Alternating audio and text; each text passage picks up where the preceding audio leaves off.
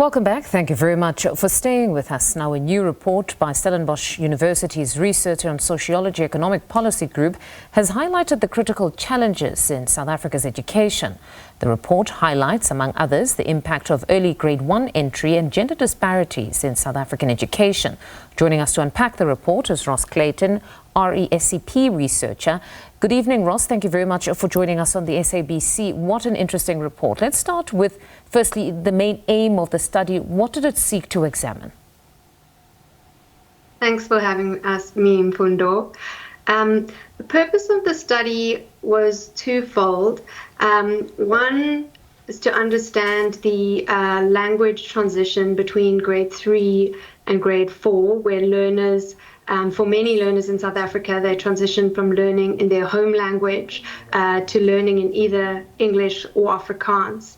And the other purpose of the study was to understand that impact of age on outcomes. And as we were looking at these 2 points of interest, we found a very strong effect by gender, where many of the outcomes, all of the important outcomes, differed significantly for boys and girls. And we saw that from grade 1 already, where boys are twice as likely to repeat as girls. With early entry. Pardon me for interjecting there, just for clarity. So boys are more likely to repeat when there's early entry into grade 1?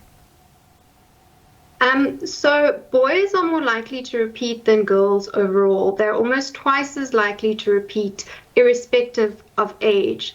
However, the age of entry component is very important, where younger learners are much more likely to repeat grade 1, and all of their academic outcomes, you can actually see them track month to month, that as learners, the age of entry to grade 1 is a little bit older, all of their academic outcomes are better, including repetition. And we can say, using that age differential, one way to look at the gender outcome is to say that boys are lagging 6 to 9 months behind girls in grade 1. But what are the reasons? Because this one is quite an interesting one, because growing up, most of us would have heard, and as much as this was not research-based, but we would have heard that the earlier a child goes to school, the better the learning outcomes a bit later on in life. But now you're saying that perhaps you need to delay. Is it because they get discouraged if they're there and it's difficult to comprehend at a younger age? What are the reasons?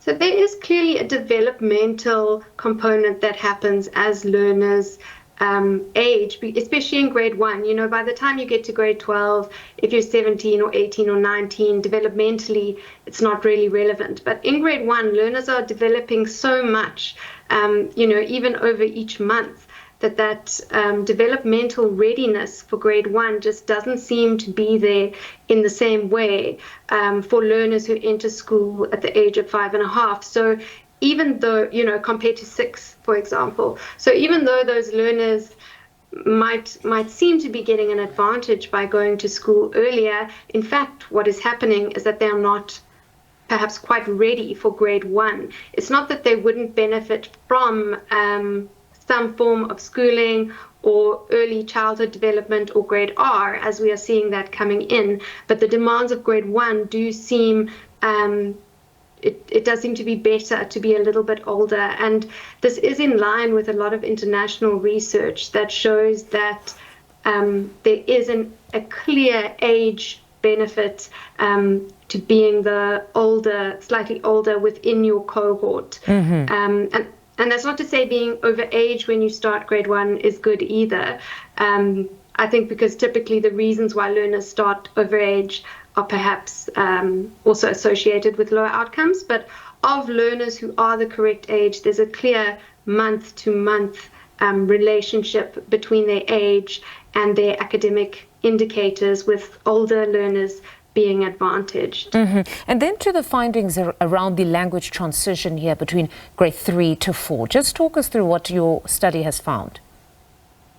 Yes, so we found, in addition to the gender gap in grade 1, between grade 3 and 4, there appears to be a further widening of that gap, with girls transitioning slightly easier than boys at that point. So what that means is if we look at two comparable learners in grade 3 and one's a boy and one is a girl, by the time they get to grade 4, the boy would be more likely to repeat, actually 2 to 4 percentage points more likely to repeat than the girl, even though those two learners were comparable in grade 3. And, you know, you asked, like, how do we understand that?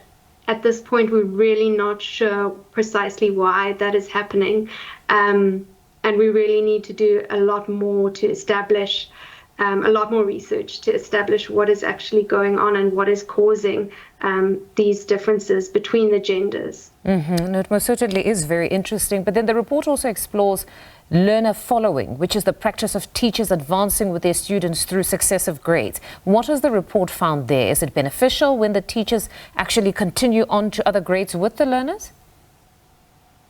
So learner following is where one teacher sticks with a class of learners throughout the grades, rather than the more typical practice of a teacher teaching grade 1, say, and then they get their learners and then their learners move on. Yes. And this is quite practiced in quite a small way in South Africa, by far the minority of classrooms. And there was, because of the small sample and a little bit of uncertainty in the data, and we could say that it potentially has some positive impacts, but those results are still quite early. All right, Ros, thank you very much for your insights this evening.